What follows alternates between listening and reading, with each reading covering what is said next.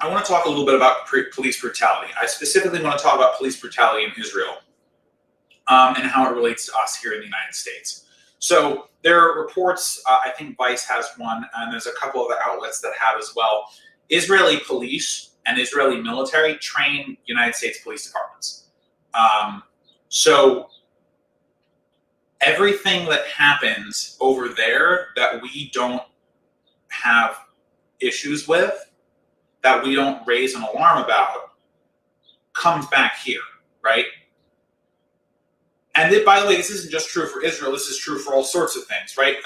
Police have tanks and stuff now that essentially were layovers from the war in Afghanistan, which, by the way, is still ongoing.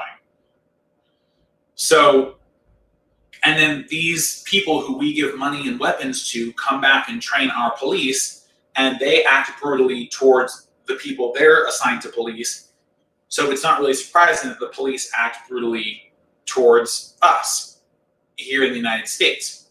So there is lots of footage right now about Palestinians who have been brutalized by police, whether this was just the firing of tear gas and rubber-coated bullets into the Al-Aqsa Mosque or into other protest areas, or even just the dragging of people out of their homes, even the dragging people out of their homes like we see done in the U.S.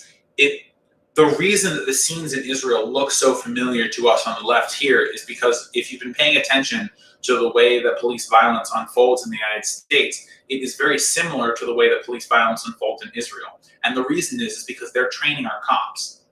So it's incredibly important to find out as much as you can about where your local police force gets its training, who is doing that training, what kind of training they're provided.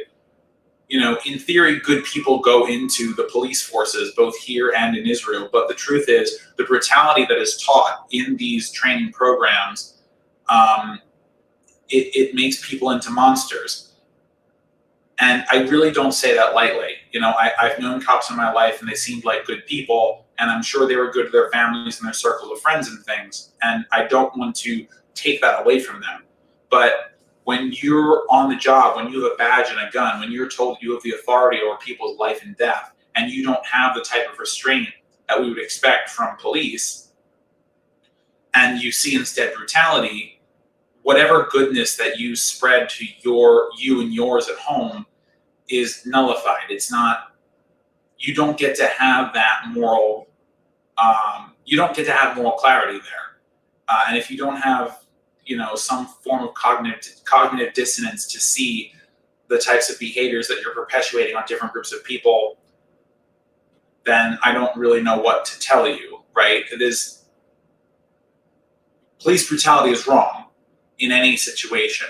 But the reason I bring it up in the Israeli context is, one, because we're seeing it a lot more now, but two, because it just looks so familiar. The scenes just look so familiar. They look like DAPL. They look like Ferguson. You know, they look like Philly and other cities. They look like Rodney King. This is a perpetual problem.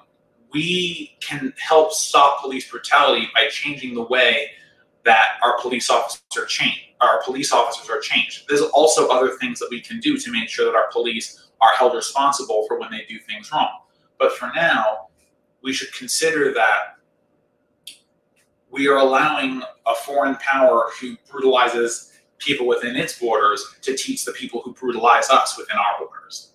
And once we realize that, we start to realize that the old leftist saying is true, which is all of our problems are truly connected.